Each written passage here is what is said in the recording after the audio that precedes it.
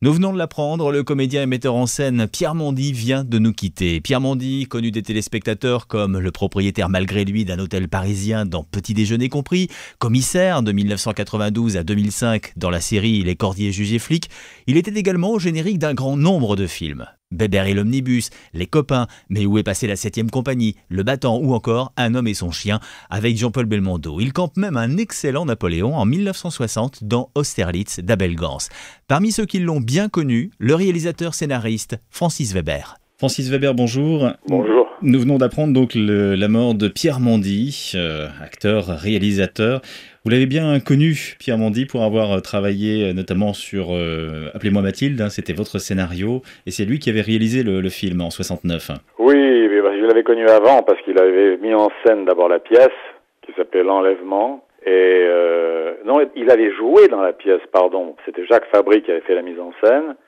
Ensuite, il a fait, lui, sa première mise en scène de cinéma, et moi, mon premier scénario avec Appelez-moi Mathilde, à la suite de quoi sa carrière n'a pas arrêté de croiser la mienne. Autant en tant qu'acteur, si vous voulez, qu'en tant qu'à la fois metteur en scène et réalisateur. En fait, c'était des rencontres permanentes. Notamment le Téléphone Rose. Ah, le Téléphone Rose, où il était formidable. C'était un grand acteur. Et il était en face de Mireille d'Arc, il était vraiment magnifique. Et puis ensuite, il a mis en scène le Dîner de cons au théâtre.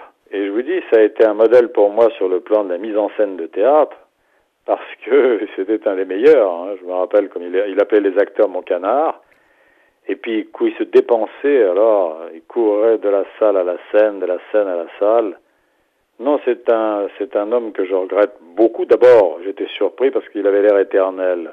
Il continuait à jouer quand même un commissaire à plus de 80 ans, vous voyez. Ça fait longtemps qu'on est à la retraite dans la police dans ces cas-là. Mais il avait l'air, c'était un taurillon, vous voyez. Il avait le cou, les épaules de quelqu'un d'immortel. Mais malheureusement, les immortels meurent aussi,